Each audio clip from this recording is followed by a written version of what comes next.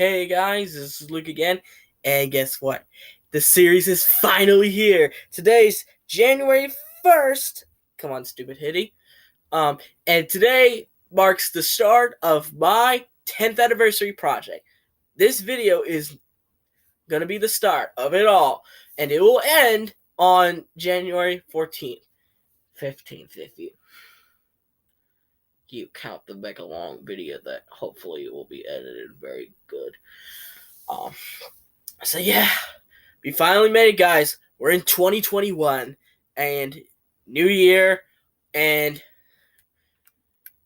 just a lot of stuff. But today it begins my multi-day countdown series of the 12 reasons. I don't have the 12 if you count my two little toes, in the frame here, my two big toes. Oh. Of why Ninjago is just that good. And we're going to begin with our 12th reason for this video, and that is the merchandise. Everyone knows that a toy theme has to sell. Otherwise, it's not really a toy theme at all. The originator of these is probably He-Man, if you remember what He-Man was. It was, it had a show after it, but its main priority was to sell toys.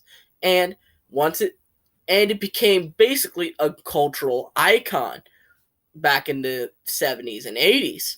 And the same thing happens with Ninjago as well. Ninjago has had a lot of merch, and no, I'm not going to include sets in this video. That's for a future one in this little series. So it has produced a lot of toys, like plushies. I am still angry that there are no Zane and Cole plushies. Why do Kai, Jay, Lloyd, and even Nia had one, even though that one was technically retired? Why do they get one, but not Zane and Cole, even though they're the two best characters? But anyway, there have been clocks of all the ninja. There have been clothes. I have 4 Ninjago t-shirts in that closet that I will use for future uploads. And I'll also promote the full Teespring store in the link description, so you can get a lot of that merch. And it's not just the fold. A lot of Ninjago names, like David, have been making Ninjago merch of their own. And I even got one from the 10-year anniversary project t-shirt, which, I bought that, and it looks good on me. So I'll also post a link to there. There have also been toys, for example, there was this cheap toy of the Time Blades, which looked incredibly bad, but it still counts as a toy nonetheless. And that, to me, is a huge advantage of why Ninjago basically is outlasting every other kid's show, because of its ability to sell. Because let's be honest here, the whole stereotype of it's actually somewhat of a compliment, because that's kind of the point. It was supposed to sell. Yes, Ninjago became something more than that, but that's the ultimate purpose, is to sell toys. It's not meant to entertain. It's not meant to garner the hugest amounts of views, but rather to sell. And as long as it continues to do that, the ratings don't matter. The ratings of the show do not matter at all. As long as it continues to make those dollar bills, it's gonna keep going until LEGO just doesn't need it anymore. Which, who knows when that will happen? Who knows? There have been tons of toys and clothing items, and even then, it also extended into phone apps, like video games, like the LEGO Ninjago movie video game, Shadow of Ronin, Ninjago Battles, Rise of the Ninjroids, Woo Crew Tournament. Those games, and they even managed to make it into books like the Dark Island trilogy, Pythor's Revenge, and even the graphic novel saga that only lasted 11 issues.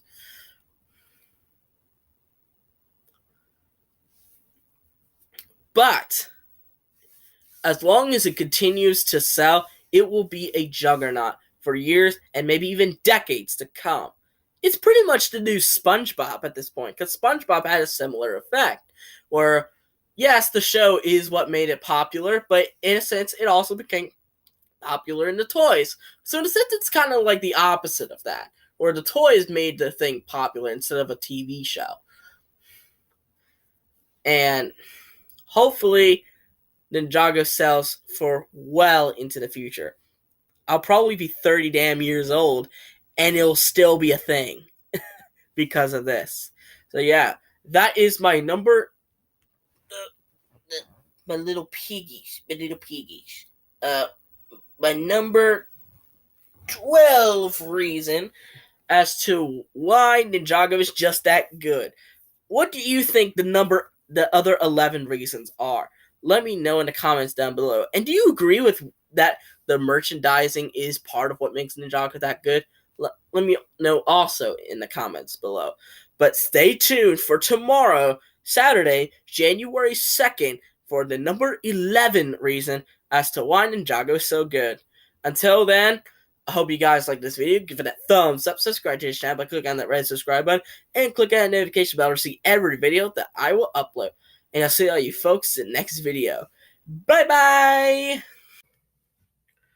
Hey everyone, this is Luke again, and welcome back to What Makes Ninjago So Good. And today we're going to discuss my number, I can't move my feet this time. I got my number 11 reason, if you count this pen, for why Ninjago is just that good. Last time I talked about the merchandise and how it plays a huge role in why Ninjago is still selling to this day.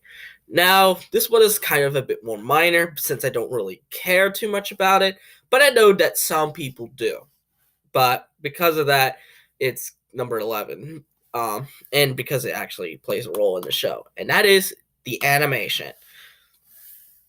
Yeah, I don't really care too much about the animation because to me, it's all about the story and the characters. If it tells a good story, I don't care how it's being told, as long as it's being told, as long as the story is being told in a great way. But I know there are some people like graphic designers, artists, people in those fields that really do like the animation and want the animation to be at its best, and I can completely see why. Because if you didn't know, Ninjago's went through kind of a weird phase when it comes to animation. At first, it went through the Will film phase from the pilots to season 7. With season 7's animation being supposedly kind of lackluster compared to the previous 6 seasons. Now, I will clarify this. To me, and I'm pretty sure people need to realize this. The animation is not what's wrong with season 7. It's not the animation at all. Because animation, I'm pretty sure, is how a scene is supposed to look, or like how the characters are supposed to move and stuff like that. Now, obviously, there's some animating, like you have to animate the trees in the background. Like, those are fine. Like, the city is fine. To me, it's the lighting. It's the lighting that's the problem. I feel like the contrast was put too high. There was too much contrast. Like, and like either that or the brightness was set too low to the point where you just really couldn't see anything. Especially during the scene like the swamp, where you could barely see anything in that swamp scene because it's so dimly lit.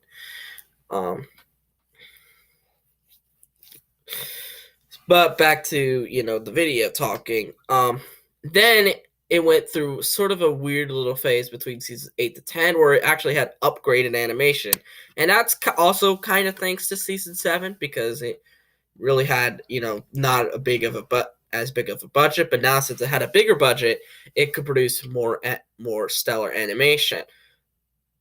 And Wilfilm actually partnered with another studio known as Zentrix. Wilfilm did most of the work, but Zentrix did help out. So,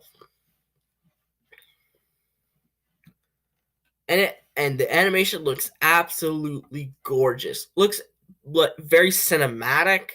The water and the city look absolutely beautiful, and it's really good. Probably the most favorite animation by a lot of Ninjago fans. Then we had its third phase, which is the Wild Brain phase, or formerly DHX. And Wild Brain took over once the series was rebooted, sort of, in 2019 with Secrets of the Forbidden Spinjitzu. Yeah, the background of the city looks a little too generic, but maybe it's because we've seen just a generic city most of the time. Maybe, except for maybe 8, 9, and 10. But what they did was they added more details onto the suits where you could see like every little curve in it. And also it kind of does look like the Wi-Fi logo. It looks like when you're getting Wi-Fi, which I thought was a little neat thing. And they added more details and everything, which is cool and whatnot. But a couple of people that I've talked to said that, that they're kind of backwards. Like the Wild Brain animations, like the antithesis or the complete opposite of the Zentrix help. Whereas the Zentrix kind of built up the city and made the city look absolutely gorgeous, but nothing too savvy on the character models. Whereas, season 11 actually did a lot of detail on the character suits, but nothing too much on the city. And I actually have to agree with them on that, in that aspect. But the animation has still been stellar all these years. Like, Spinjitzu, I think, has never looked better than it did in the past. Because we did have some infamous animation errors over the course of the time. The worst of these is probably season 9 with Kai taming the winged dragon.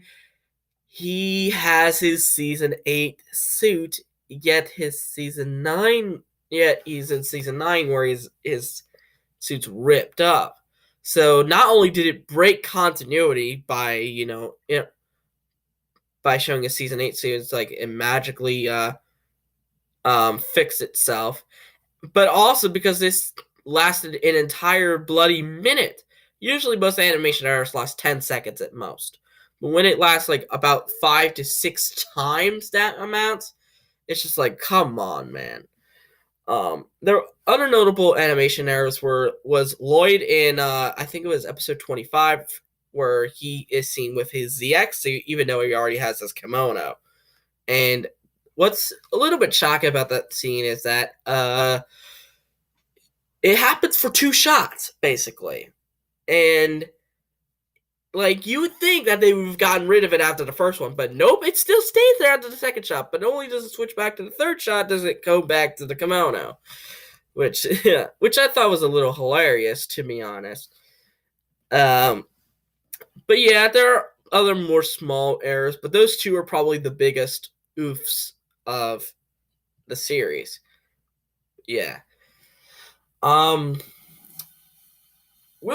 animation was a good starter animation. It was good starting. Zentrix definitely helped, make it a little bit better, but the Wild Brains definitely felt like a new style. It definitely felt like something new, which is kind of what they were trying to imply with this new supposed series of Ninjago. As I said before, Spinjitzu never looked better. Absolutely. Spinjitzu in Wilfilm, to me, was alright. But what I didn't like about the Spinjitzu tornadoes is how they kind of stayed in place. They were kind of like a top, sort of. which I understand that's kind of the point, but tornadoes curve, they bend and stuff like that. They don't stay in the same place. They curve and they bend. They will do nothing to get absolutely anything to get in their way. And while season 8 was, I wouldn't say an improvement, but I wouldn't say a downgrade either. It was about the same for me. They added a bit more details. Like, I love the details with Cole's. And I loved, and Lloyd's was a little too generic. Neil's was good though, and Jay's was good.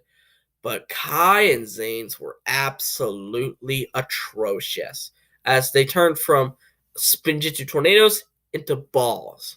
Ball Spinjitzu. Gross. It looks disgusting because a Spinjitzu tornadoes are not balls, people. They're cones. They're cones. Make them like tornado cones, all right?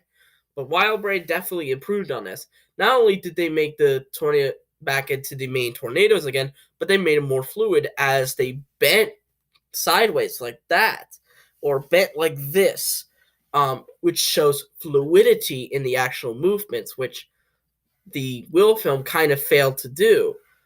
And that's why I like Wildbrain's Spinjitzu probably the best out of all of them. But overall, the animation in Ninjago has pretty much almost always been pretty great. With the few times that it's not really that great, it still manages to be at least decent enough for us to watch. And at the very worst, it breaks continuity and makes it and ruins an entire scene. But it's something we can kind of forgive, hopefully, over time. So there you have it. That is my number 11 reason as to why Ninjago is just that good. What do you think is number 10? Let me know in the comments down below. But anyway, I hope you guys like this video. Give it a thumbs up, subscribe to the channel, click on the red subscribe button, and click on the notification bell to see every video that I will upload.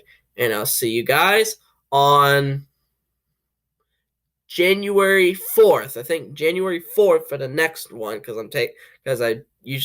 because January 3rd maybe will be just a random Ninjago video that kind of breaks in it here.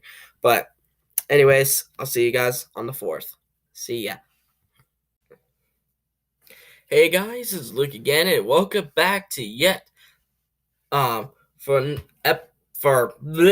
can't talk today, for video number 3 of what makes Ninjago so good. And we're on reason number 10.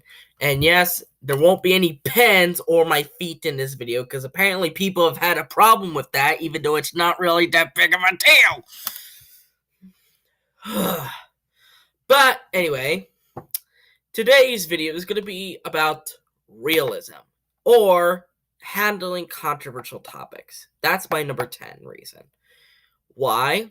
Well, let's be honest here.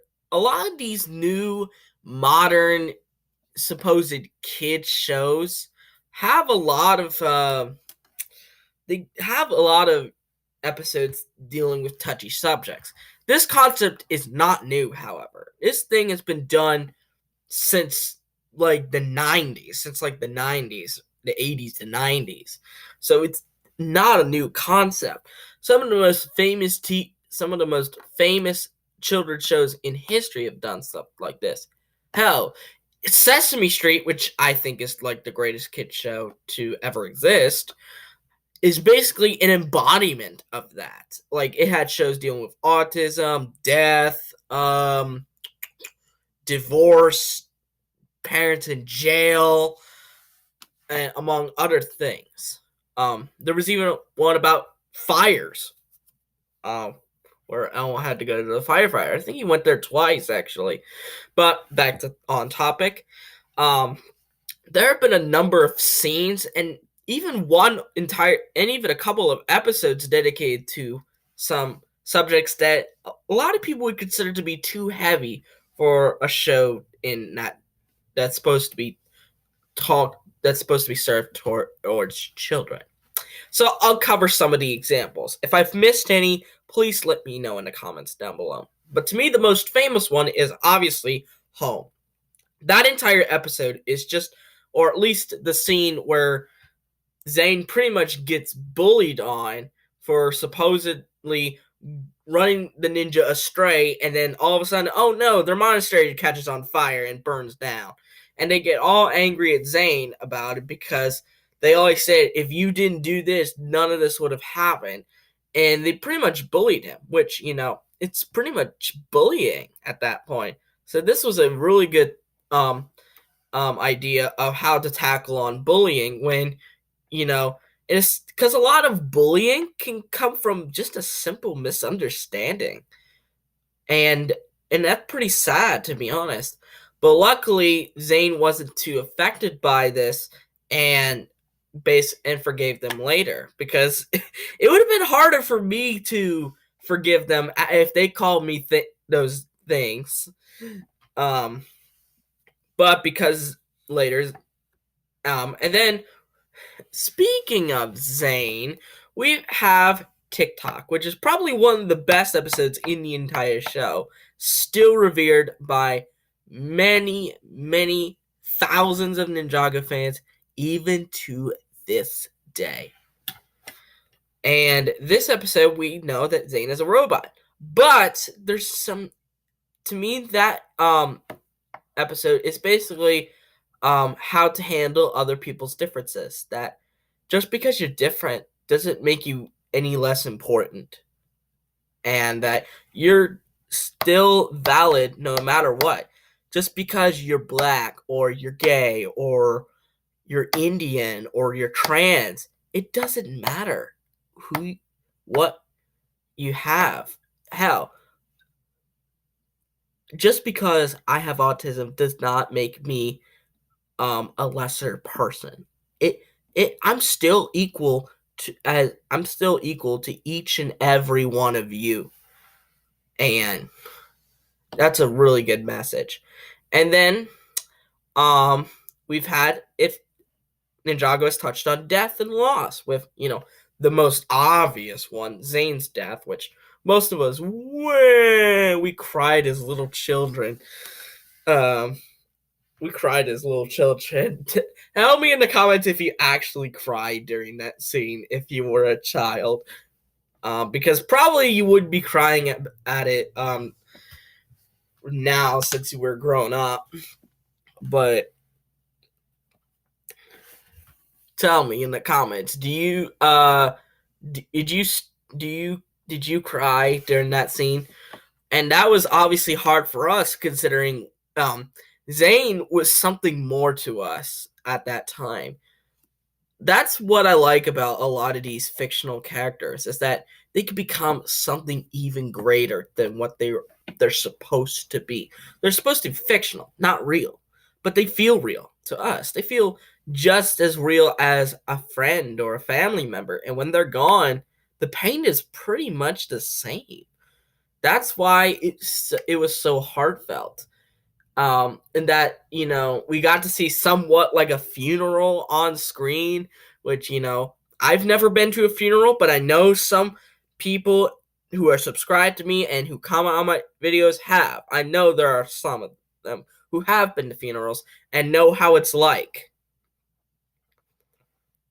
So, but there have been times where Ninjago kind of messed up when tackling real life subjects. Although this is albeit one occasion. And that is the topic of feminism or sex feminism. And that was the really bad premiere of season 6, Infamous.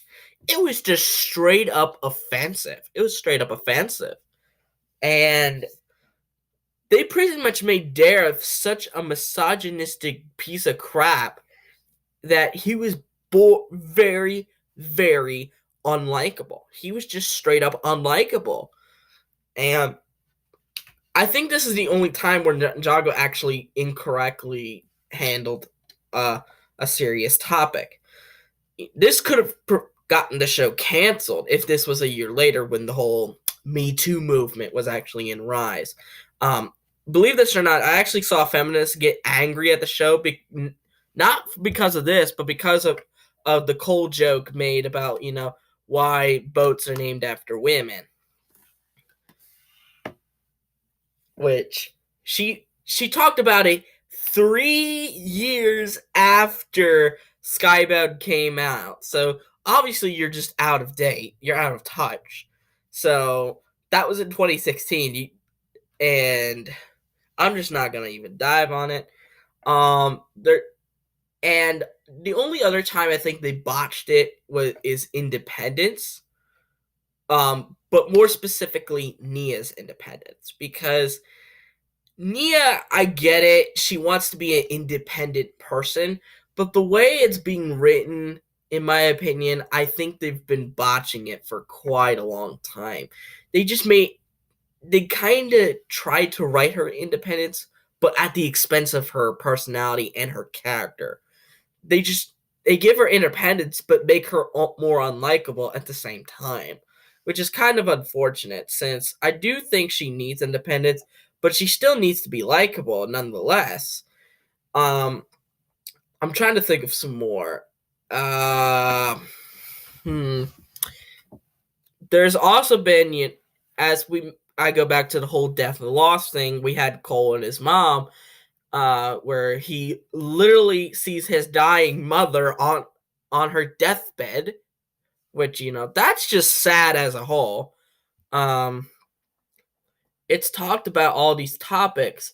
My friend GCN actually made a video of why Ninjago actually does a good job at tackling disabilities, and how a specific episode from his favorite season, Possession, actually does it really, really well. I will link that video in the description below because I think it's a really good video.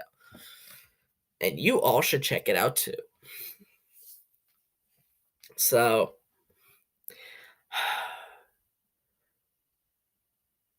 and speaking of his video, if you don't want to watch that video because you're lazy, I'll basically sum up what he said. So in that episode, Peekaboo, Cole is basically depressed and out of his he's so depressed.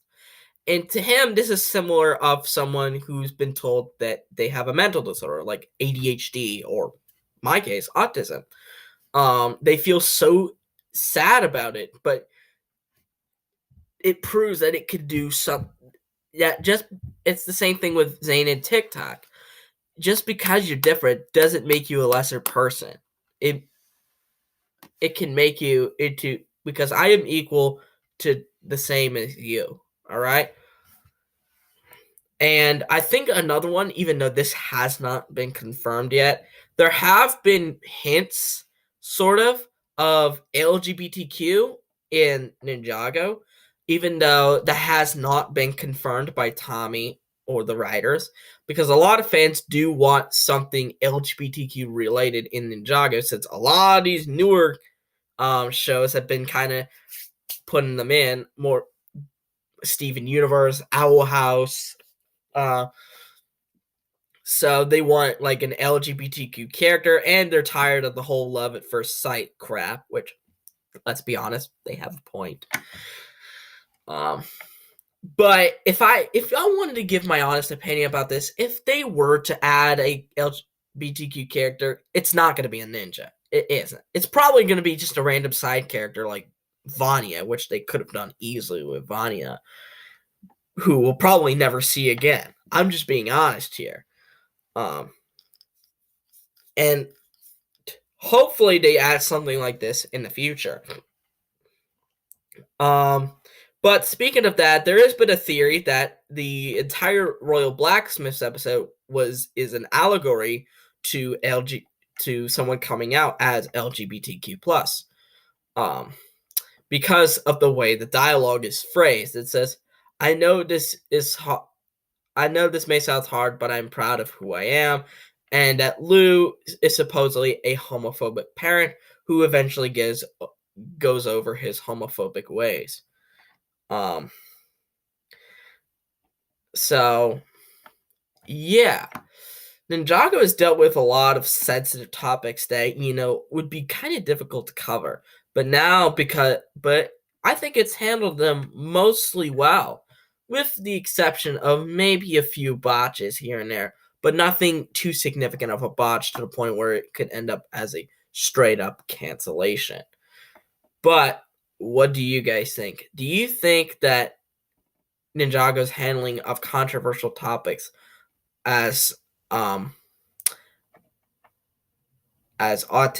and death and loss were handled pretty well? And like I said in the beginning of the video, do you have any more? Let me know in the comments down below. But anyway, I hope you guys like this video. Give it a thumbs up. Sorry, this was number 10. Number 10, see.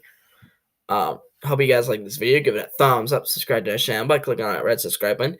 And click on the notification bell to see every video that I upload. And stay tuned for tomorrow for reason number 9. Yeah, switch hands. Number 9 of why I think Ninjago is just that good. So, stay tuned, guys. See you next time. Hey, everyone. This is Luke again, and welcome back to video number 4 of my What Makes Ninjago So Good 10-year project. So, we're on reason number 9. Yeah, 9. I just want to make sure. Wait, no. Yeah. 5 fingers this way, 4 fingers this way. Yeah. So, today's reason is comedy. Yes. Ninjago can get pretty heavy at times. And before we get into this, I just find it very hilarious how number 10 was, like, super serious. And then number 9 is, like, the complete opposite of that. Where it talked about the serious moments in the show. Whereas this one talks about the lighthearted moments that just make us laugh, and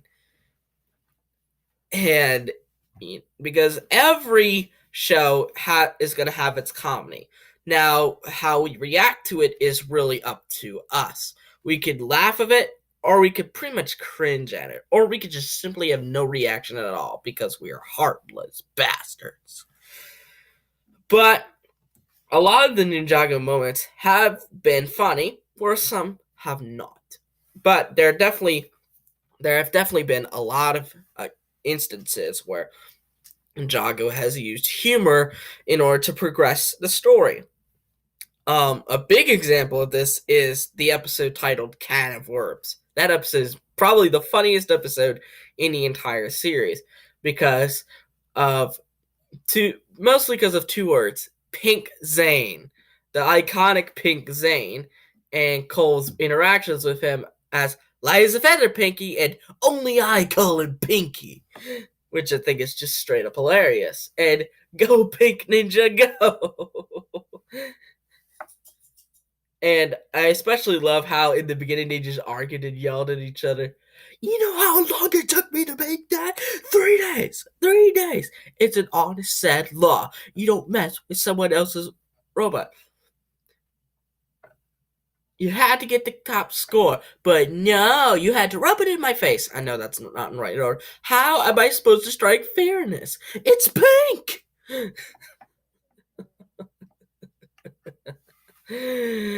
Yeah, but there have been other occasions, such as the ever-famous hello, my baby, hello, my honey, hello, my ragtime gal, sing me a kiss by wire. That one never gets old. I'm not even kidding. Which, yes, it reappeared later in season 4, which I thought was hilarious.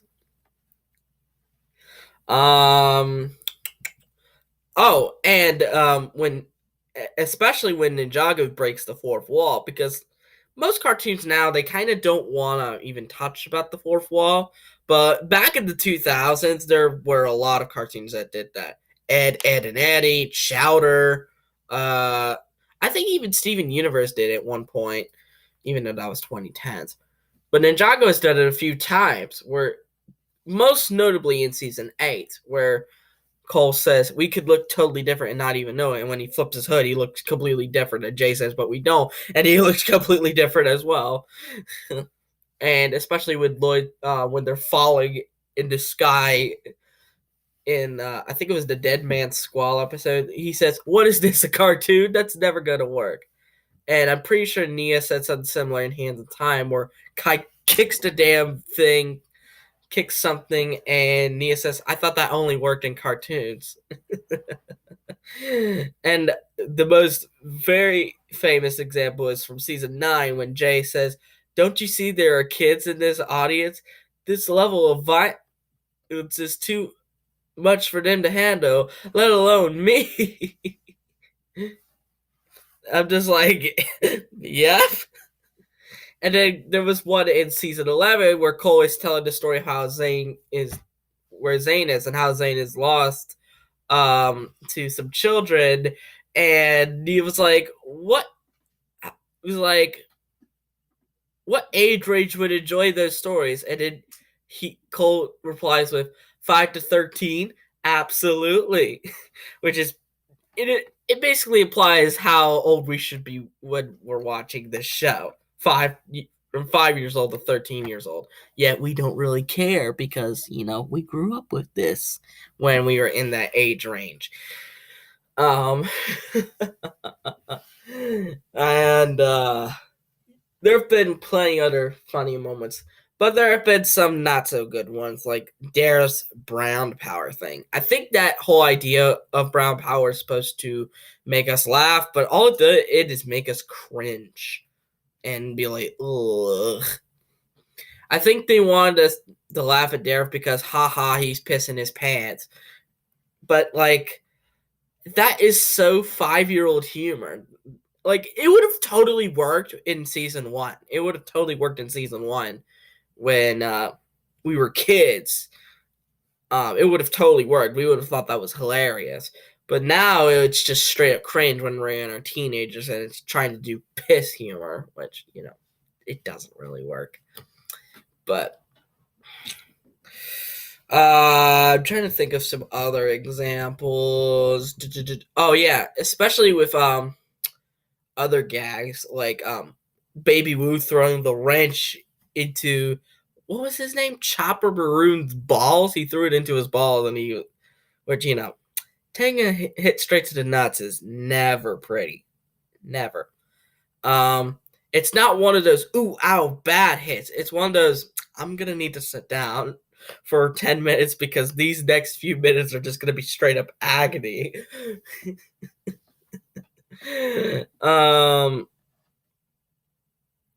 And there was even one, I think, in the pilots where Kai used both of his legs. I think it was on Cole's face, and I was just like, "Whoa, what are you trying to imply there, Kai?" Because he had all of his crotch all up in his face and stuff like that. I'm just like, Jesus, no. How do you manage to get away with that is beyond me. Oh my god, but the deliverance of humor in the show has been mostly good. There have been a few times where it has been a miss, but most of the time, whenever it does work, it usually just creates an epic moment for the show, and it just makes us laugh and enjoy the series a lot more. So, what do you guys think? What are your funniest moments of Ninjago? Let me know in the comments down below. But anyways, I hope you guys. What do you guys think is the number 8 reason of why I think Ninjago is so good? Let me know in the comments that also. But anyway, I hope you guys loved this video. Give it a thumbs up. Subscribe to the channel by clicking on the red subscribe button. And click on the notification bell to see every video that I will upload. And I'll see you folks in the next video where we'll have reason number 8. 5 on the left, 3 on the right. See you guys next time. See ya. Hey guys, this is Luke again, and welcome back to the 10-year Ninjago project. And we got reason number 8. Reason number 8 on our little multi-day countdown. So we've discussed the merchandise, the animation, its handling of controversial topics, and the overall comedy. But now we're getting into somewhere where I'm probably not going to talk about a lot of it since I'm not really sure how to talk about it. So this one is probably going to be shorter than the other ones, which were over 10 minutes long. Jesus. because I don't really have much knowledge on the topic, but it has to be acknowledged. And it is an underrated part of Ninjago because it never misses. Of course, I'm talking about the freaking soundtrack. Now, not to confuse it with the Fold, that's for a later reason down the road. The soundtrack is actually the music that you hear with during the show sometimes, made by two composers, Jay Vincent and Michael Kramer. They both kind of share the scores of some music. So they each create their own, and they put them all into the Ninjago TV show. And there have been several famous legendary ones. Of course, we have, the Ninjago theme music. We have Built to Protect, aka Zane's death music. We had the final battle music, the Falcon Chase, the Time Twins soundtrack, Tornado of Recreation, Season 11 soundtracks are really good. Season 12's, and it's one of those things in Ninjago that just doesn't miss. It doesn't miss at all. And I know it's difficult for me to talk about this because I pretty much have no knowledge on these. But believe this or not, I was actually going to make what I call a soundtrack tournament at one point, where I basically had the best of episode 1 of the pilots, best episode 2, and then all the seasons except for season 6, because that only had one soundtrack due to copyright reasons, the Nauticon suite. And I was going to put them all into a little bit of a tournament bracket, sort of like March Madness. And I was going to put them all and see which one I prefer and which ones that move on to see which would be called the best Ninjago soundtrack of all time, in my own opinion, of course. But it never came to fruition since, again, I'm not really that interested in the soundtracks, and, well, I have next to no knowledge on these, so sorry if I have to shorten this video. But I will also say this before I end this very, very short video talking about the soundtracks. For March Neone, believe it or not, I think I might have actually talked about this in the video. That soundtrack for March Neone was actually nominated for a Daytime Emmy. A Daytime Emmy. That's huge. It did lose to Tom and motherfucking Jerry. But, hey, a nomination is good enough, I guess. But why are the soundtracks important? They can influence a scene and its emotion. Like, for example, take Zane's death. Without the Build to Protect soundtrack, it's nowhere near sad. The scene will still be sad, definitely, but the music is kind of what kicks it in. It kind of sets it into overdrive. It enhances the emotion. Whereas it's another case of, a big rule in media, show, don't tell. Whereas if you just leave out the music, it just tells the emotion, but the soundtrack actually shows it and enhances it. And that the initial death wasn't what made me cry. It was the flashbacks which occurred during, the most famous part of the Build to Protect. Dun dun dun dun dun dun dun dun dun dun dun dun dun dun dun dun. That part. And I'm pretty much sure the rest of you could play it in your head and cry yourselves to sleep at night. And the same thing with Lloyd remembering his memories of his father. This was another scene that just doesn't work without the soundtrack. It just doesn't work. Again, that soundtrack is so good. It's so good. And it totally enhances the feeling of, dang, this kid's been through so much crap. And now he's afraid of losing his dad again after so much time. Ugh! And the soundtracks, while, should be talked about more often, are a huge part of Ninjago. may be one of the lesser parts, as I only put it at number 8, but definitely one that should be talked about more often. But what do you guys think? How important do you think Ninjago soundtracks are? And do you agree with me in that they help enhance a scene's emotion, like happiness or sadness or anger or anything else? And what did you guys think when you got the news of Ninjago receiving a daytime Emmy because of the soundtrack? Let me know all of those thoughts in the comments down below. But anyways, I hope you guys like this video. Give it a thumbs up, subscribe to the channel by clicking on that red subscribe button, and click on the notification button to see every video that I will upload. What do you guys think number 7 will be? Please let me know that also in the comments below. But anyways, I'll see you guys in tomorrow for number 7.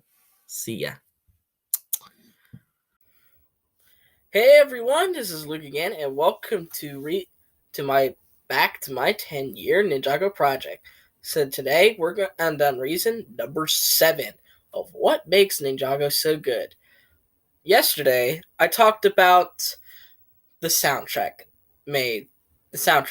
how it creates the aesthetic for a certain scene, and and how it's an underrated part of the series. Now, obviously, with this next reason, people often confuse it with the soundtrack. But be honest, it's a completely different thing. Of course, I'm referring to everyone's favorite ninja rock band, The Fold. So, obviously, if you don't know who The Fold is, you've pretty much been living under a rock this entire time. The Fold is a pop rock band. They created music for quite a long time. I think almost 20 years, I think. And they didn't start working for Ninjago until around 2010, 2011 when Ninjago first came out. When they did their own little pitch for the Weekend Whip. Now, this is actually a fun fact. The Fold was actually not the original option to sing the Weekend Whip. It was actually going to be all the voice actors of the series. But the showrunners thought that the Fold's version was better, so they went with the Fold's version. So, the Fold has created lots of Weekend Whip remixes, such as the ever-popular Ghost Whip, the Temporal Whip, Rift Whip, and more recently, the Shintaro Dungeon Whip. The Weekend Whip has become synonymous with Ninjago, but they have created some other Ninjago songs, such as After the Blackout, Eye of the Storm, The Time Is Now, Rise of the Vermilion, Bring on the Pirates, The Ninja Roll, Enter the Tournament, and We Are Ninja, Spinning Out in Color, and so much more. And they recently kind of went into a comeback, and for some reason they're only producing the whips now. I don't know why they kind of stopped making the non-Ninjago songs. And speaking of that, non-Ninjago songs, I actually have finished a countdown list of my 10 personal favorite non-Ninjago songs, so keep out for that. Now, The Fold, it provides a lot of hit tracks that I have to dance to, and Ninjago would not be the same without the work of Dan and George Cassidy, along with I forgot the names of the two other guys, Matt and Nate. I think, yeah, I know Matt is the bass guy. I think he's the bass guy. I don't know the members of the Fold very well. I'm so sorry. But the Fold have also created their own music separate from Ninjago. They've created a few albums: Do Future Come Hold Me, Secrets Keep You Sick, This Too Shall Pass, and Moving Past. With songs from there, such as The Different Kind of Disease, Secrets Keep You Sick, This Too Shall Pass, Closer to the Ground, Another World, Life is a Song, and Bye Bye Love. So you don't have to listen to just their Ninjago stuff. You could listen to their almost general stuff, and hopefully the folk can create another album pretty soon, especially since they recently released another single titled Young and Free, which, you can check out all their music on their official YouTube channel, which I will link in the description. But what do you guys think about the Fold and how influential they are to creating some of Ninjago's masterpiece songs? Let me know in the comments down below. But anyway, I hope you guys like this video. Give it a thumbs up, subscribe to the channel by clicking on that red subscribe button, and click on the notification button to see every video that I will upload. Stay tuned for reason number 6 of why I think Ninjago is just so good. But until then, I'll see you guys next time. Hey everyone, this is Luke again, and welcome back to my little 10-year Ninjago project of what makes Ninjago so good. So now we're on to reason number 6, one away from the top 5. And today's reason is something I hold special to my heart, and it's definitely an underrated part of the show, just like the soundtrack. But I think more people pay attention to it because it actually plays a whole huge role in the show, and that is the voice acting. The voice acting. Oh my god. There are some times where it can be pretty bad. Take example, Crux's line, "It is time to rule." Sorry, what's his name? Michael Dangerfield? Yeah, sorry you were given that line. And I know you tried your best, and I'll at least give you that. But there are some other lines where they are just executed so masterfully that it's just like, they actually give the emotion. Like Cole saying that how he'll always stand up to tyrants like the Skull Searcher, Zane's death,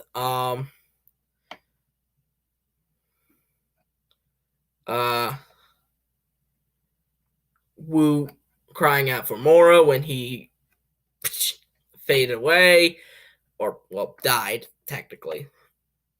And many, many more examples. And this is what I want to be a part of, because that's actually would have been a lifelong dream of mine, because some of you may know, I'm not sure what to do when I grow up, because YouTube obviously is not going to be it, because 1, I don't make money off of my videos, and 2, and even if I did, it's probably going to be side cash at the best, which I would have to need an actual job. But my inner conflict and my inner compass in me says that I have to do something that I love and not just for the sake of money. Because why would you work for the sake of money? Just saying. You either work because you love it or you don't work at all. Plain and simple. And hopefully if I do somehow get training and become a legit voice actor, if Ninjago reboots a series, please, someone needs to call me up and say, hey, they're rebooting the Ninjago series again, a sequel series, and if they ask me to do a character, I will gladly oblige. Other things I want to do is like some animes, like, and even the more childer ones, like the Beyblade anime or another Yu-Gi-Oh anime. But if they want to do more other animes, like another Dragon Ball Z or another random anime that may get created in the near future, that's fine with me. That's fine. Because I'm actually voicing in a lot of projects. Ninjago Raw Potential as a few characters. Griffin Turner. Who was that other guy I did? Damn it.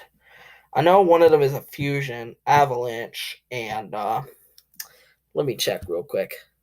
Oh, I just remembered. It's a new villain created by the team from the Eclipse Research Institute. I'm the Orion Star. And then I have Ninjago Knight of the Tinkerer as General Cryptor, or a reborn version of him. Ninja of the Reading Table, where I do occasional table readings with, the NRT. I'm actually voice acting in an Among Us animated series as Red, because Red is always sus. And most recently, I'm voicing in a Ninjago anime, where this team is going to recreate all of the show in. It's gonna do its own little thing, sort of. It's gonna be try to stay as close to the original show as possible, but it's gonna look more like an anime, and I'll be voicing the Lord of Darkness himself, Lord Garmadon. Oh, and I'm also actually working on a project with this YouTuber who you may know as Spijitsu Master Falcon, in quote in one of his projects called The Midnight Attack, as the Omega. Yeah, as Kirby Morrow said, it's just more fun to do evil characters than it is to do the heroes. But let's not make this about me, all right? Sorry if I went on too long with that. But the voice acting just holds a special place in my heart, and I want to grow up to be like one of those. And if someone shares this video to one of the voice actors like Vincent Tong, Brett Miller, Sam Vincent, Michael Amthwaite, and if they reply and say something positive, like, "Oh, you have a good future ahead of you," or something like that, then I'd faint. I'd faint, to be honest, because that knows that they believe in me and that I can have a future in voice acting. Now, of course, I'm gonna have to get training because every voice actor goes through training. But, anyways, what do you guys think about the voice acting in Ninjago? And how much do you think it has impacted the overall series? Let me know in the comments down below. But anyway, I hope you guys liked this video. Give it a thumbs up. Subscribe to the channel by clicking on that red subscribe button. And click on the notification bell to see every video that I will upload. Tomorrow, we're starting the top 5. The top 5 reasons of why Ninjago is so good. So until then, I'll see you next time. Hey guys, this is Luke again, and welcome back to my 10-year Ninjago project. What makes Ninjago so good? So, we're in the end game, guys. We're hitting the top 5 reasons of why I think Ninjago is so good. These next 5 reasons over the next today and the 4 days of next week, are the most important reasons as to why I think it's good. So let's start. And this one, I wasn't sure if I was going to be putting on the list at first. It actually wasn't. But someone suggested it to me, and I always have to thank him for that. And that is its adaptability, or its ability to change throughout time. Basically, if you guys know that every show has to reinvent itself. It has to find some way to stay new without it being quite old. And that's just something that all shows are just going to have to do. And Ninjago is absolutely no exception to this. At first, with its first 2 seasons, it was good. But then it ended, and then it came back with Rebooted. And then it had a kind of a new style with Rebooted, where it would focus more on the technology aspect, and Spijitsu wasn't a huge part of the show anymore. So in a sense, the whole Ninjago title should have been dropped from right there and not in 2019. So, in a sense, dropping Spijitsu actually, helped this case so that they could focus more on the characters and the story and the lore and stuff like that. And it had to reinvent itself time and time again. Because a lot of people say, even though I don't like this season 6 was interesting because, it took more risks and It allowed the season to do more damage, and that's why a lot of people like it, which I can understand. And then we come to the biggest change, in my opinion, this show has ever done, which is the change of designs to better suit the movie. Now, in case you've been living under a rock, basically the Lego Ninjago movie happened and they looked completely different. They looked nothing like their show counterparts. And they didn't even act like them. So eventually, when the season 8 was the first trailer for season 8 was leaked online, a lot of fans were pretty outraged because the designs were changed to better suit the movie. And since a lot of people did not like the movie, they got a lot of hate for it. And it was but over time people learned to accept the new designs, and some people even actually prefer the new designs than the older ones, which is good. There is still the occasional one that just doesn't like them, but most people have since moved on.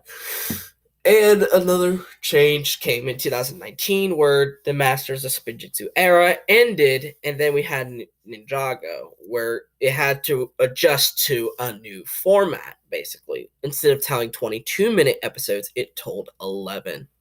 And at first, it was a massive failure, as it seemed to go pretty much nowhere, and they were just adding episodes that didn't need to be added.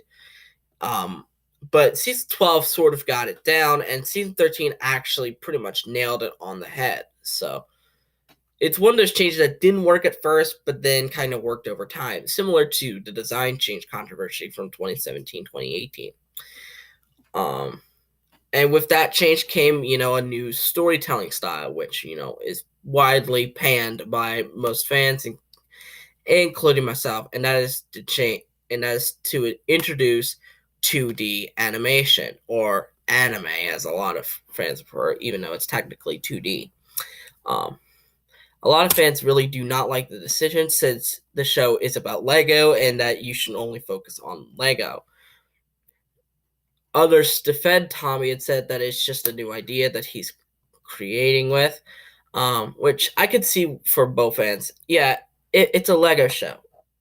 I don't think you're supposed to introduce anime or 2D animation in a Lego show. But if it's an idea that Tommy wanted to do, he wants to do it.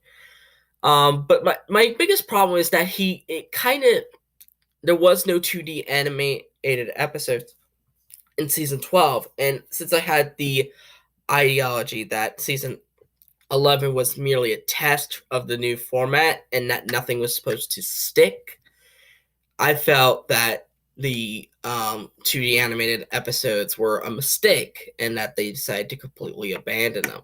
But no, in season 13, we had Dungeon Party, which was basically the lowly tell how they hit rock bottom. And guess what? It was told in the 2D animation, which, got a lot of hate for it, but then it quickly subsided.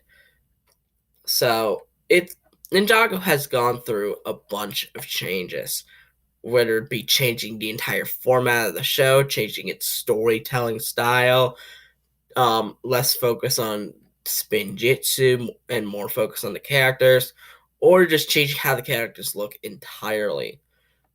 Whatever you think about these changes is up to you, but these changes are definite proof of why Ninjago has lasted so long, and that it constantly reinvents itself, even despite backlash against it. So, what do you guys think about Ninjago's ability to adapt to a change? Let me know in the comments down below. So, I'm coming back on Monday the 11th, for more. So, and hopefully Sunday, I'll upload something special because a friend of mine is doing something special, and I think it deserves to be uploaded onto this channel as well. But You'll see what it is tomorrow, and I'll come back with the remaining 4 reasons of why I think Ninjago is so good on Monday. So I hope you guys like this video. Give it a thumbs up, subscribe to the channel by clicking on that red subscribe button, and click on the notification bell to see every video that I will upload. And I'll see you folks in the next video. Bye bye. Hey guys, this is Luke again, and welcome back to my 10-year project, the 12 reasons of why Ninjago is so good. We're at reason number 4. We're at number 4 right now. We're in the end game, fellas. The last episodes are coming this week, along with a super mega upload of all of them together into one on Friday. So stay out for that. But this is the number 4 reason as to, or I just put it for 8. The number 4 reason as to why Ninjago is so good. Now you may be thinking, wouldn't this be like number 2 and number 1? That's what I thought at first. But when I thought about it a bit more people preferred the number 3, top 3 reasons over this one. So here's what you get. The number 4 reason, the story. Yeah, I thought this was going to be my instant number 1. But since the community loves a few more other things, because I thought a few other things were more important to the overall theme of Ninjago than the story, I decided to put it at a very high number 4. So, the story. Yes, it may be convoluted and a bit confusing at times, but it tells a much better story than most other kids' cartoons of the same demographic. Most kids' cartoons don't really tell the story to begin with. They're simply random episodic adventures, for example, like SpongeBob. But whenever it does tell its story, it's usually a huge risk because it either is going to be a massive hit or a massive fail, basically. And of course, you don't want it to be a massive fail, and that's the risk that Ninjago had when it had to tell a linear story. And I'd say it started off perfectly. Like, I would not rewrite the pilots at all. I would not touch them in any way. I still believe they're perfect to this day. And it continued that way for the next year in 2012 with seasons 1 and 2. Yeah, and then the story got a bit more convoluted in season 3 with the now infamous love triangle, which pretty much everyone hates now because, let's be real here, it is one of the worst things about Ninjago.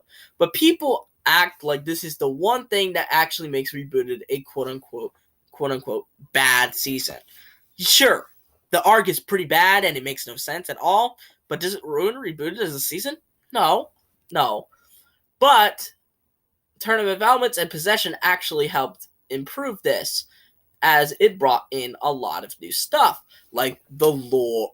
It added more to the lore, like bringing in the Elemental Masters, returning the Elemental Dragons, showing the going more into Garmadon's past and into the Serpentine War, and talking more about Chen and stuff like that. So in a sense, that season really redefined the series. And it only seemed to improve with season 5, which is still considered one of the best seasons to this day. 5 years later, it is still considered one of the best seasons. And I can absolutely see why. It is one of the darkest and most mature seasons to date, as it talks roles of ghosts, possessions, and stuff that most shows in that demographic wouldn't even fathom to touch to this day. And it is considered one of my favorite seasons, just because this is when you can take enough risk and it actually pays out. Now with Skybound, it was sort of a mixed bag to some. Some people praise it for the amount of risks that it took. Others pan it for how those risks were executed, as to them, they were executed pretty poorly. Like the time reversal basically kind of wasted your time and basically kind of wasted the entire season as a whole. And Nia's bad bitchy behavior. So, in a sense, it was the first mixed season, whereas the previous five, or if you count the pilots, 6 installments had a positive reception. And under a new writing team, now we start with Day. Then we start with Day of the Departed, which, as I just reiterated, it had a new writer under the name of David Shane. And could you really blame him for trying his best to write this? Because this was kind of doomed to fail, as Daily Lord pointed out. Because had it actually been a full-length season, David Shane could have actually wrote a masterpiece. But because of the delay of the Ninjago movie, which I still have no reason which I still don't know why it was delayed. Hagmans, do you know why it was delayed? Hagmans, Tommy, do you know why it was delayed? Because that's the one reason that we are still dying to answer. But anyways, because of this supposed reason, Day of the Departed was shortened to a 45-minute Halloween special. And it had a very, very poor reception, especially after the amount of hype it was given. It was pretty disappointment. It was just a rushed mess, and you just couldn't do it. And especially since they focused on the other characters instead of the main central plot of Cole versus Yang. And we basically got robbed of a Cole season, which, that's the worst thing about it, because we were robbed of a character that needed some development.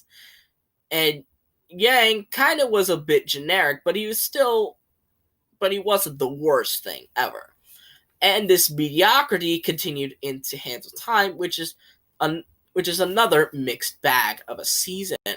Some people do like it for its introduction of the Time Twins, as they were somewhat likable. But others don't like it because of the supposed new animation or lighting, considering I think it's either one of those two, because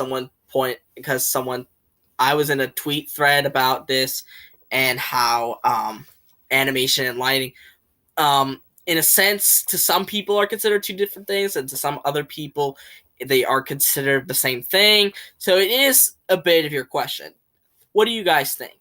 Do you think animation and lighting are the same thing, or are they different?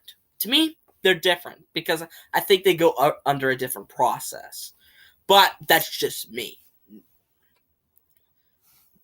But whatever has happened, it was definitely different than in seasons past. And people did notice that. The writing wasn't really good either.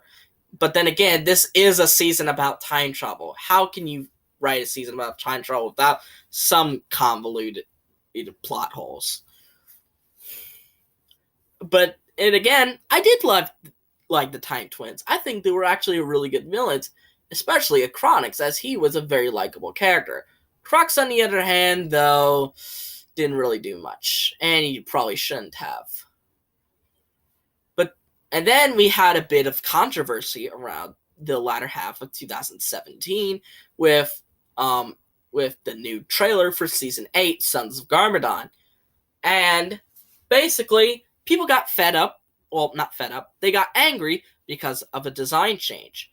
Well, because of the Lego Ninjago movie. Sorry, I forgot about it. So the Lego Ninjago movie was supposed to be in 2016, as I said before, but for some reason was delayed to 2017. And again, it had a mixed bag reception.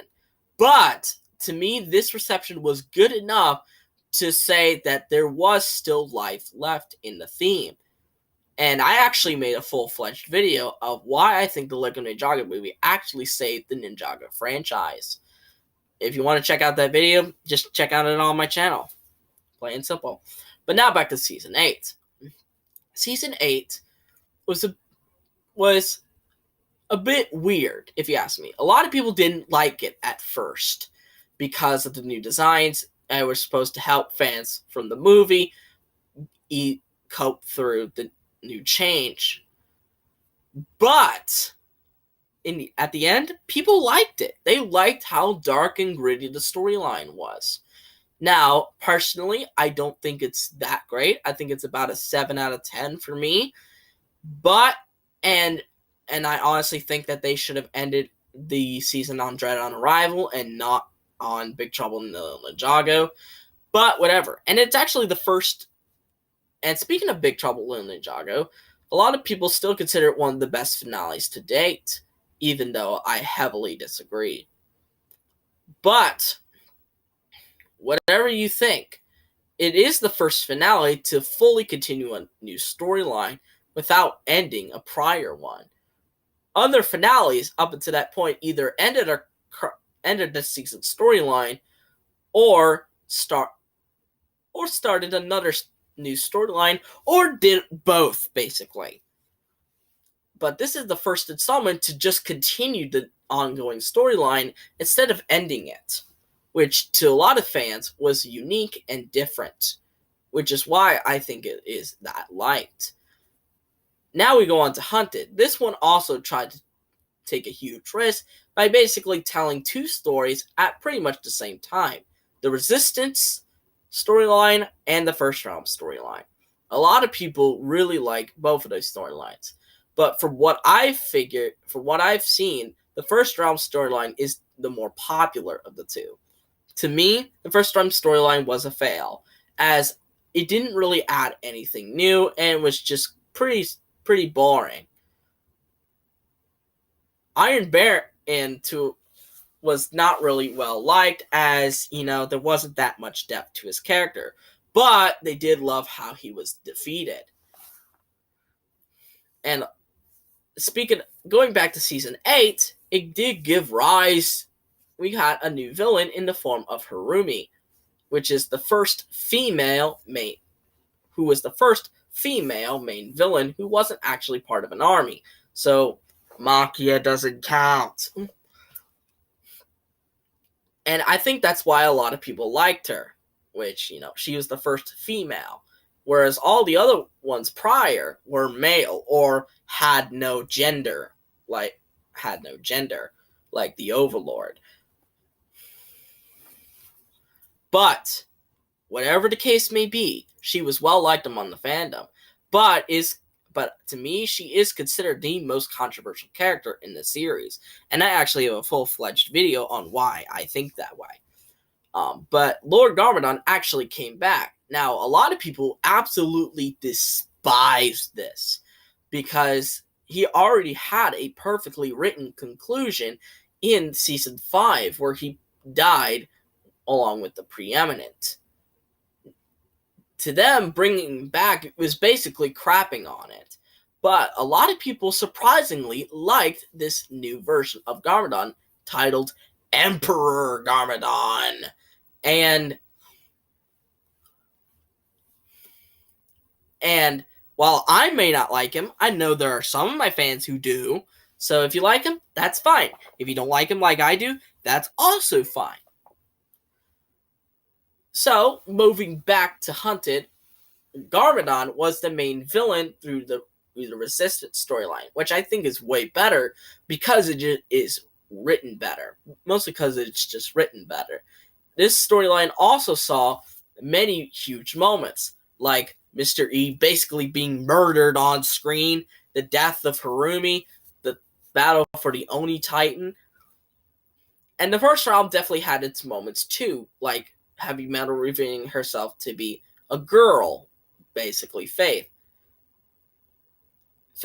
Wu's transformation back into his former self.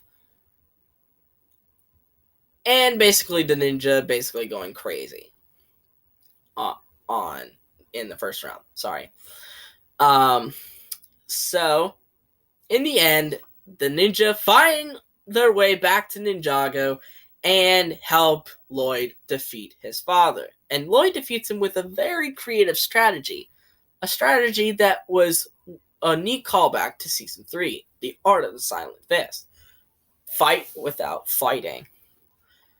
Season 10, then, for some reason, I don't understand why, but this was only 4 episodes, or a full-fledged movie if you lived specifically in the US, and basically did not look up online because you're a poor guy like me. So basically, the entire plot was focused on these demon called the Oni. Hence the name of the trilogy, the Oni and Dragon trilogy. There was a huge focus on these, and they were hyped a lot in season 9. However, they were pretty disappointing since one of their abilities they did not use in season 10 at all, and that was to transform into people. And they ended up being taken out by a lot of people really were a bit mixed on the finale. So this is another mixed installment, and to some, a disappointing end to otherwise a great trilogy. And, well, I certainly think the finale was good, but I know a lot of people do think it as the worst episode ever, as it was filled with plot holes. And basically the Oni were defeated just like that. And basically, Lloyd had a chance to basically accept godhood or go back with his friends. To me, he should have accepted godhood, as his character was already in a... It could have avoided a huge problem with his character that I'll have created a future video for. Then we go... Then, to... Now... Season 10 looked to be the end, as it was written in Ninjago at the end of the episode 98, called Endings. By then, the series had reached 100 official episodes. Well, 98 if you don't count the original 2 pilots. But I do count them since they are part of the story, so... Then, it was rebranded under Ninjago and removed the Masters of Spinjitzu subtitle. The 11th season is probably the first season to get a negative reception. Now it's more mixed, but at first it was filled with a bunch of hate, as the writing seemed extremely terrible to a lot of people. They thought the writing was stupid, childish, made no sense, full of filler, and remains probably the most disliked season of Ninjago to date. And now we're going to move into Prime Empire. Sorry if I'm moving extremely slowly. Sometimes these details flow over my mind just like that. Following the disappointment of Season 11.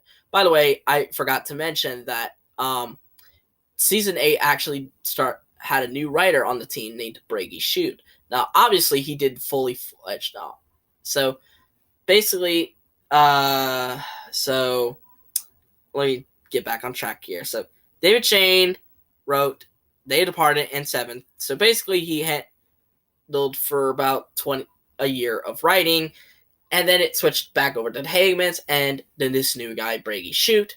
And Brady Shoot wrote some pretty good episodes, some pretty good stories, but then he was fully handed over the reins in Season 10. But his full actual length season was probably a failure, and many questioned whether he could actually write a Ninjago season. And this doubt kind of further escalated in Prime Empire, where since the Secrets of the Forbidden Spinjitzu, aka Season 11, was such a huge disappointment to a lot of fans, people were speculating if Season 12 could bring back the old Ninjago. And in a sense, it sort of did. It was basically about video games, and while it did a lot with its world and definitely utilized it a lot better than Season 3 in the Digiverse, it focused more on the side characters and rather not on the main characters. And it was also marketed as a J season, which doesn't really make sense considering J doesn't really get a whole lot of development in Season 12. So, in a sense, it is pretty... Now it's looked on as pretty mediocre. But at the time, it was one of the most popular seasons, mostly due to the fact that it was super disappointing. Season 11 was super disappointing. Now we head to the most recent season of Ninjago to date, season 13, because season 14 has not aired on YouTube at all in any country. So season 13 was the Cole season that we've waited nearly a decade for. Nearly a decade. And while it is unfortunate that Kirby Mora, the voice actor of Cole, passed away a couple of months after this season finished airing in the United States, it was definitely the season that even if he did pass away a couple months later, he definitely did deserve. So basically, they were invited to Shintaro, and basically, season 13 had a medieval-ish flair, basically. And while I do think that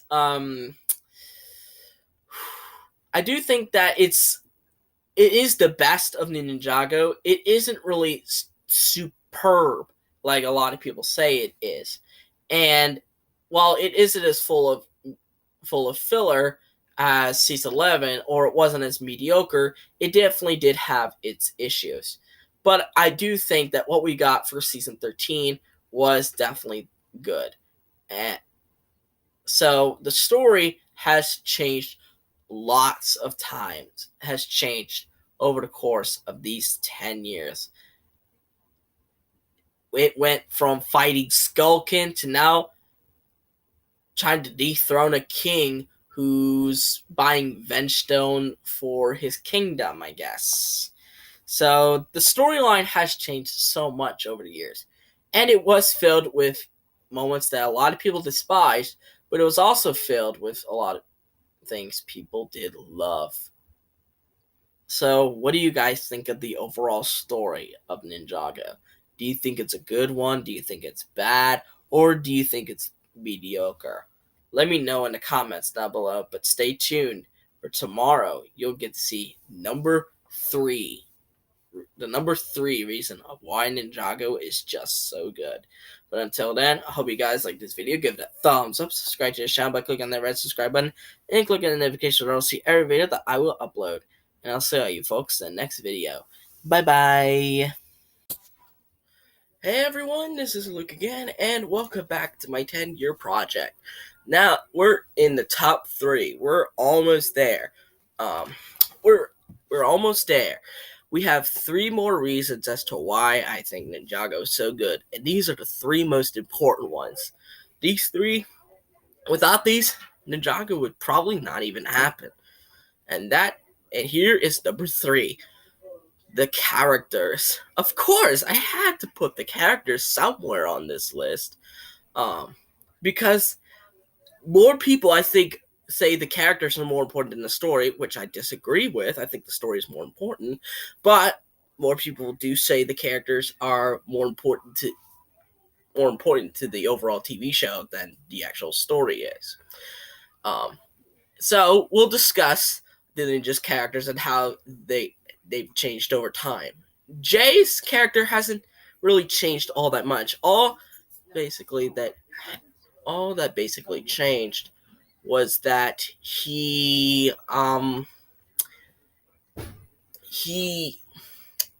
basically got Nia as a girlfriend, and he can prove that he can save the world all by himself, but his character hasn't really changed all that much. And to be honest, it is kind of saddening that his characters remain mostly the same in the last 10 years. Kind of upsetting, if you ask me. And the same thing kind of goes with Nia. She became Samurai X for a while, and then she became a good helper on the team, and then she became the Water Ninja. And then nothing really major happened after she became the Water Ninja, other than the yin yang thing with Jay, which that wasn't even like marriage. That was more like engagement, if you ask me. But again, Nia has kind of remained the same over the course of these 10 years. But with these next 4 ninja, they've actually changed quite a lot. Starting with Cole. Cole used to be the leader of the team, and And even though Lloyd overtook his position, he still remained an integral part of the team, showcasing his strength, his power, his aggression, and his heart. And while he did not receive a huge amount of development until season 13, what we got with season 13 was actually very good for his development. We got more into the history of his parentage and why Lou is the only remaining parent, because his mother had unfortunately passed away from an illness. And it does suck that in reality his voice actor has also passed. Um, and it was right before the 10-year anniversary. But I will always appreciate what Cole as a character gave to us. And even though he's probably going to get another voice actor sometime in 2022, I will appreciate what Kirby Morrow did to the character. And I really will always miss Kirby's version of Cole. Now we move on to Kai. Kai at first was the overall hothead of the group.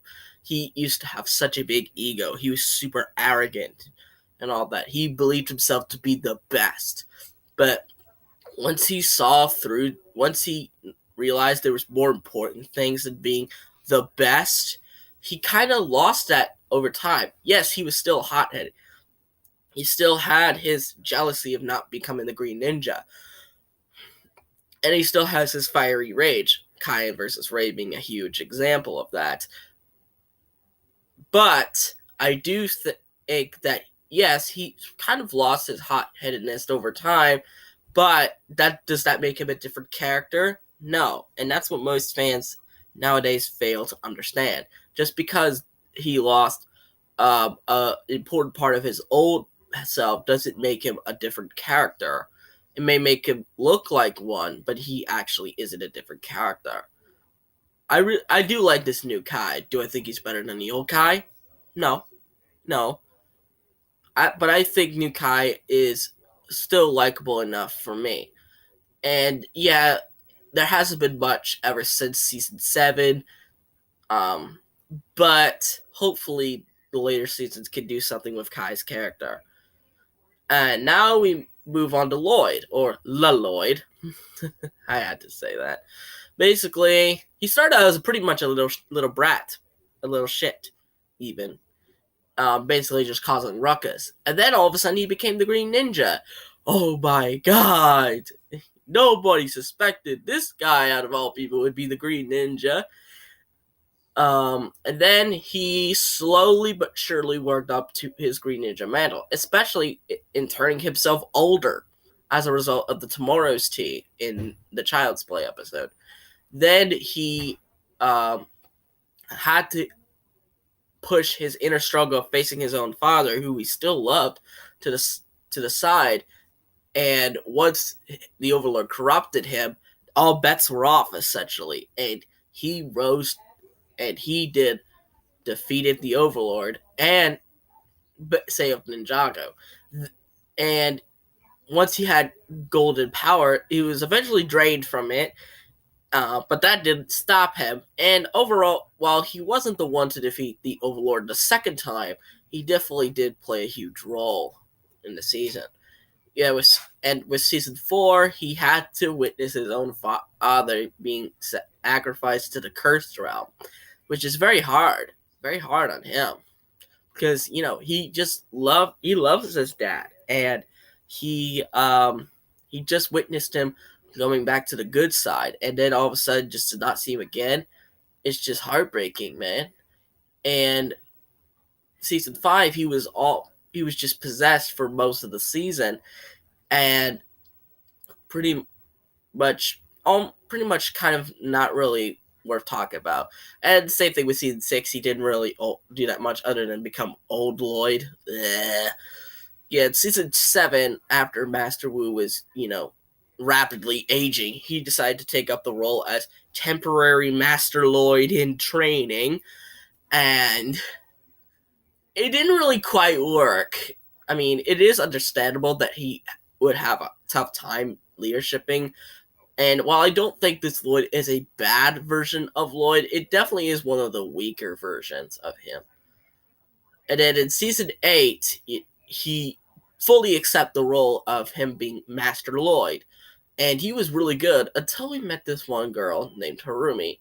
It kind of reminded me of that old biblical tale, Samson and Delilah. That's it. If you don't remember that biblical tale, Samson and Delilah, Samson was this big, strong guy, and the secret to his strength was his hair. And Delilah got his hair, convinced him to get his hair cut off, and then he was powerless. I could say the same thing here, where he was so focused, he was so strong, until he met Harumi, who deceived her way into his world, kissed him even, and then ultimately stabbed him in the back and basically broke his heart. And ultimately, he had to face his own father again, and this time he got his ass whooped and nearly died as a result, which resulted him coming up with an entire resistance try and fight against his own father, which he ended up being successful doing. That resistance, part of it was with some of the elemental masters, by the way. Then in season 10, he had to stop the Oni invasion.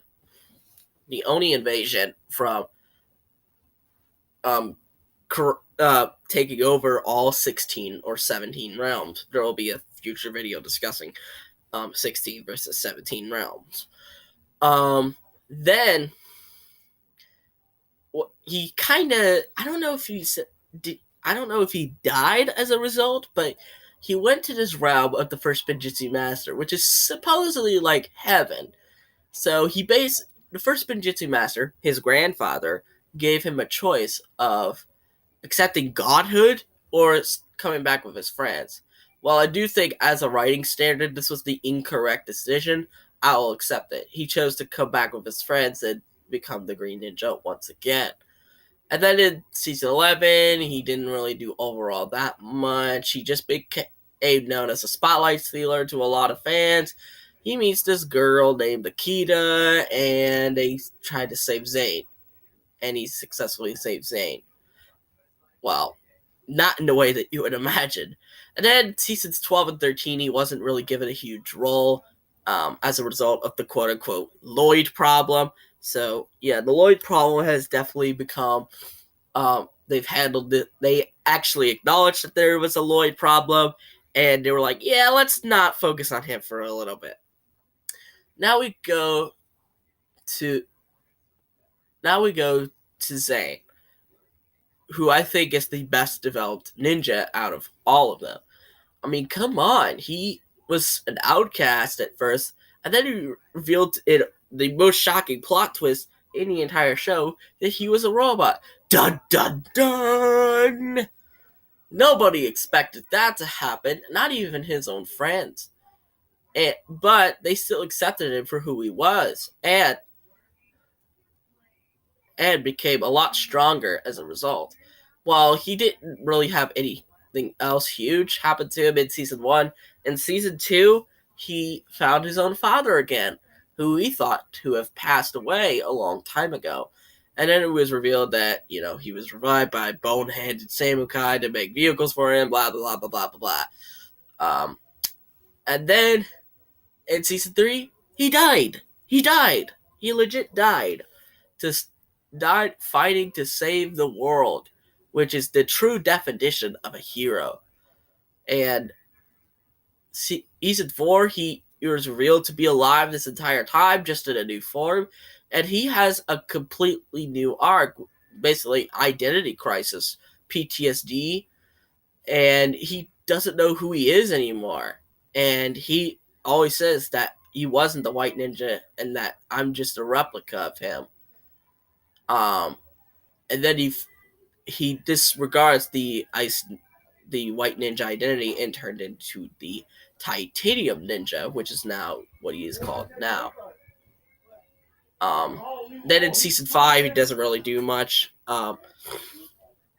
After season 4, a lot of fans don't think he really had any huge development, which I somewhat agree with. Season 5, all that really had to do was his voice was just messed up for a few episodes. And and for Cole, I forgot he turned into a ghost for a long time. He turned into a ghost for seasons 5 through Day of the Departed. I forgot about that. I'm sorry. Then sorry, let me get my train of thought back. Then we go over to season 6. Again, Zane didn't do much. Same thing with season 7. He didn't really do much other than, just be offline for 2 episodes for some reason. But then in season 8, he kind of did a little bit more as he became Snake Jaguar, his SOG identity, and ended up nearly dying as a result of being nearly beaten to death by Mr. E, who is supposed to be Echo Zane, his own brother. But according to the Hagmans, they decided to discount it because they would have to reintroduce Skybound all over again, which they could have easily done off screen. But I digress. Season 9, again, he doesn't really do much. And season 10, he didn't barely even spoke words in there. Season 11, he basically sacrifices himself again to save Master Wu, and pretty much becomes a villain as a result, the Ice Emperor. And basically, he's back to normal at the end of the season, and then season 12, he becomes a detective. Yeah, he becomes Detective Zane. Yeah, where he talks a lot like this, And then season 13, he had a funny running gag of constantly throwing rocks at Kai, which I thought was pretty hilarious. But I do agree somewhat that he had not a huge amount of development ever since season 4. Yeah, but he still got development in the form of something else. It didn't really develop his character, but it was still development nonetheless. Now, these are the 6 ninja. Of course, there are many more characters that I could have done in this video. I could have done Wu, I could have done Garmadon, I could have done Misako, I could have done a lot of them. But I decided to stick with the 6 original ninja since that's who we are, since that's what the 10th anniversary is based on. At least in my opinion, it's based on those ninja. It's not based on Wu or Garmadon. It's based on the ninja. Hence, why the show's called Ninjago and not Wu Jago or Garmadon Jago. But what do you guys think? Do you think that the characters have improved over time, gotten worse over time, or have they stayed the same? Kind of like Jay and Nia. How do you view these characters? What do you like about them? And how much are they important to you? Let me know in the comments down below. But anyway, I hope you guys like this video. Give it a thumbs up, subscribe to this channel by clicking on that red subscribe button, and click on the notification bell to see every video that I will upload. And I'll see you guys tomorrow for reason number 2 of why Ninjago is just that good. But until then, I'll see you guys next time. Hey everyone, this is Luke again, and welcome back to yet another of my 10-year another video of my 10-year Ninjago project. What makes Ninjago so good? And while we're on the topic of that, I did leave out a pretty important reason that I'm just going to mention here. It would have been lucky number 13, but I didn't think about it. So you're basically getting 2 reasons in one. This is a forgotten reason, and that, of course, is the TV show. Yeah, the TV show obviously has to have a huge role because I'm pretty sure that's how a lot of people have gotten into the show, and that, have gotten in love, have fallen in love with the theme because of the TV show, myself included. The TV show it opens up so many different avenues, and without it, Ninjago would not even have been a thing. It wouldn't have been a thing without the show. So I'm sorry for leaving that reason out. I'm very sorry. It would have been lucky number 13. 13 for 13 seasons. Damn me. So There's your lucky number 13, all right? So please forgive me for not including that. Please forgive me. I'm going to get so much hate that I forgot about that one. But I should have talked about the TV show. That would have been like number 4. That would probably have been like number 4. Or wait, no, not number 4. It would have been like number 3. Yeah, which was the characters. Because as I said, without the TV show, none of us would have probably been into Ninjago at all, because it's just that important. And it became one of the most successful cartoons of the 2010s. And the fact that it's still going makes it all the more better. But now let's switch gears to number 2 reason of why I think Ninjago is so good. And we're going to shift territory. So the reason I got into Ninjago, as I said before, is because of the TV show. But for other people, it was the sets. For those who actually love Lego, the Falls fans of Lego actually liked Ninjago because it was just an interesting Lego theme, and it had a bunch of cool sets. And they're still pumping out sets like there's no tomorrow. There's a bunch of sets like the new all the bounties.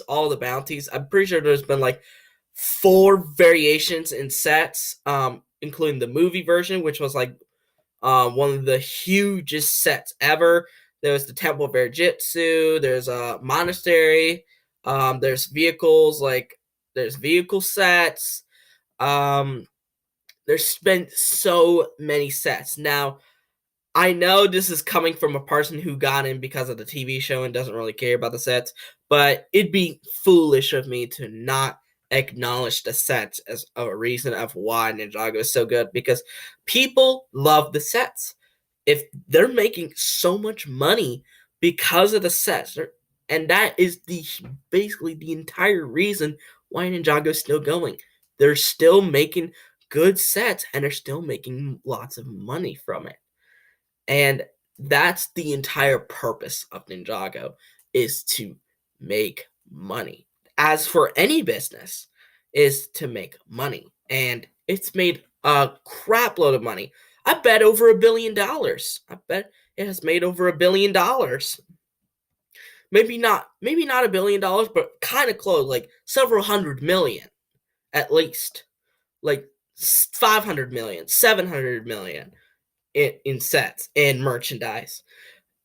Without it, Ninjago would not have been a thing. It wouldn't have been a thing without the sets and as a result, the TV show. So technically, reasons number 2 are kind of tied.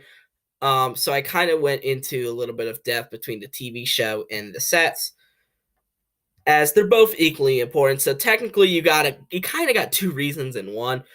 TV show was originally going to be on the list, but I completely forgot about the show. I went more in depth into the show than taking the general idea of the show, and that's what's kind of funny to me, that I remembered each individual aspects of the show and didn't remember the whole thing that made them all together. So technically, you got 2 reasons in one video. So I'll just title this video as the TV show and the sets. So there you got it. That is your number 2 and potentially the other 13 reason of why Ninjago is just so good. Now, tomorrow is the day. Tomorrow's the anniversary. I'm so excited. I can't believe it's been 10 years. I can't believe it at all. I'm getting so pumped up. So, because I'm such a nice guy, I'll release that video, the final video of why I think Ninjago is so good. The number 1 reason, the most important reason, in my opinion, as to why Ninjago is so good. Not at 6 p.m., but at 12 p.m., right in the middle of the celebration. We are going to celebrate like hell on the 14th. We are going to celebrate, and I will not regret a damn thing. So, prepare for it. 12 p.m., guys. January 14th, 2021. The anniversary date. The number 1 reason as to why I think Ninjago is so good. And the day after the 15th, you're going to get them all into one video. That's even better. So now you could be lazy and watch them all in pretty much like an hour-long video. So stay tuned for that. I'm so excited. So anyways, what do you guys think the number one reason as to why Ninjago is so good?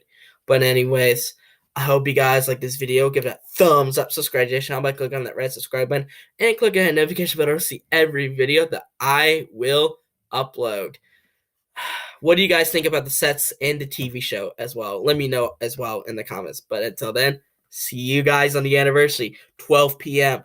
I'm so hyped. Number one reason coming your way. See you guys tomorrow. Woo! 10 years, baby! Hey everyone, this is Luke again, and we've made it! We've made it! The anniversary is here! The anniversary is here! Ninjago has officially turned 10 years old today! I'm so excited. I am so happy that it's reached this mark, and I honestly have no words because I lived through this 10-year journey. We all lived through this journey together. Through trials and tribulations, whatever hardships may come, we always rose above the ashes. And this is a day to party, to celebrate with your friends, with your other family members who do love the show. It's amazing. And while unfortunately Kirby Morrow could not make it to the 10-year anniversary because of his untimely passing, we'll do it in honor of him. All right? So here it is, my number one reason. All of these videos led to this moment. From the beginning of the year, you've been counting down. You've been wondering, what reason am I going to talk about next? What reason am I going to talk about for number 2? What is number 1? What is number 5? What's number 7? I got you guys all talking.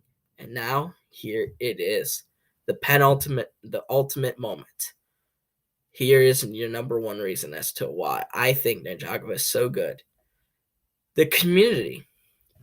Yeah, I said it. The community is, in my opinion, the greatest reason as to why Ninjago is so good.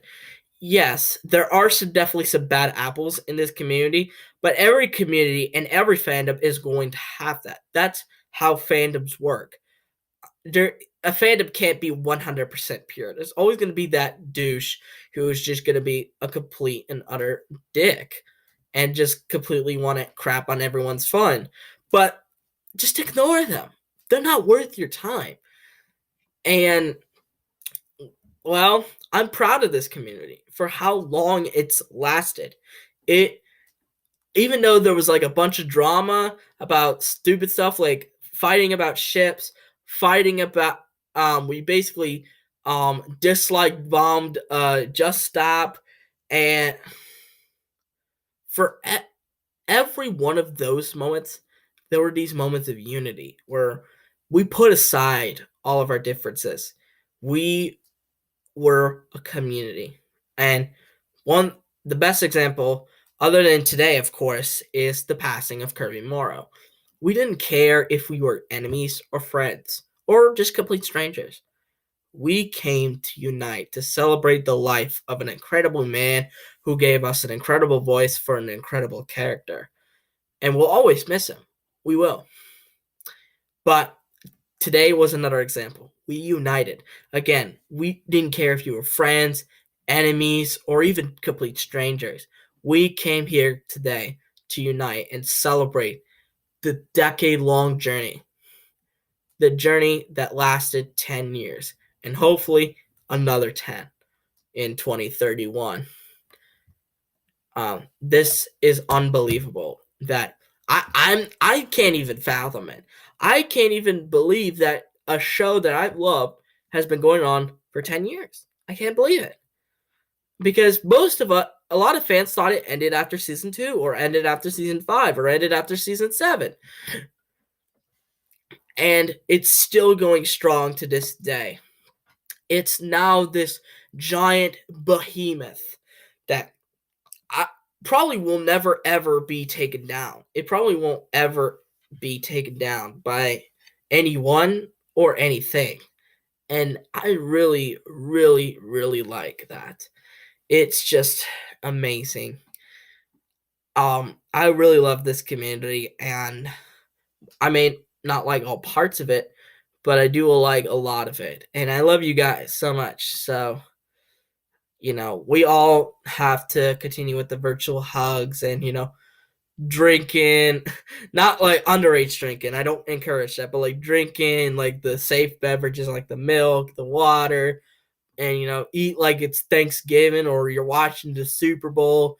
Watch your favorite Ninjago episodes. Create epic fan art. Talk about the show with your friends. Just do something today that to celebrate the decade that was Ninjago. And hopefully within the next decade, there will be more memories, more surprises, and hopefully less tragic events to happen. But I'm gonna be honest, this whole series that I made was incredible. I mean, I probably had the longest 10-year Ninjago project series out of any Ninjago YouTuber. My friends Daily Rollord and Overlord 1469, their series only lasted like 8 episodes. Mine lasted like 13. Mine lasted like almost twice their length. And I know it's crazy that this is it. This is the end. Well, unofficially. But tomorrow, if you're lazy and you want to see it all in one video, you got it. It's probably going to be about an hour, maybe 2 hours long, but you're going to witness every single one of those videos that you just encountered over the past 2 weeks. You're going to see them all come together, edited in one video by my friend Ed and fellow Ninjago legend, the Four Corners E. Four Corners! So thank you, Neil, for hopefully editing them all together and putting them onto one video. And I also have to thank SuperPrem, another fellow Ninjago legend, for creating the thumbnails that you see. He actually wrote a book, so I've advertised his book for about partway through the series because it didn't officially come out when my series first began. And, well, you should probably get the book. It's out in a lot of countries, so, and if it's out unofficially, you could just talk to him and say, hey, when do you think it'll be out in my country, for example. So that's it, this series has been such a blessing to me. I really loved it, and I will always look back on it as one of my best series to date. It is, because how can you detail the journey and how every individual stuff? Basically, most fans want to dedicate the journey because you know the old saying, it's not about the destination, it's about the journey, which I agree with. But I wanted to do something different. I didn't want to do the same old. I wanted to detail every little bit and speck of why people think Ninjago is such a good franchise. And I think I detailed it. I think I nailed it down to a T.